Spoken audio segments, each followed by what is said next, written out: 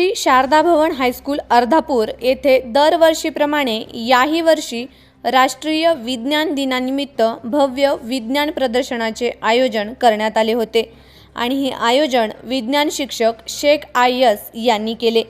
या विज्ञान प्रदर्शनामध्ये 50 विद्यार्थ्यांनी सहभाग नोंदवला आणि वेगवेगळ्या प्रकारचे पाठावर आधारित विज्ञानाचे प्रकल्प विद्यार्थ्यांनी या प्रदर्शनात सादर केले। या प्रदर्शनाचे उद्घाटन शाळेचे पर्यवेक्षक श्री मांजाळकर यांच्या शुभ हस्ते करण्यात आले। तर यावेळी शंकरराव चव्हाण महाविद्यालयाचे प्राध्यापक जे.सी. पठाण, परमेश्वर पौळ आणि काझी यांच्यासह प्राथमिक विभागाचे मुख्याध्यापक धसवाडकर आणि ज्येष्ठ शिक्षक श्री आवरे यांची प्रमुख उपस्थिती होती।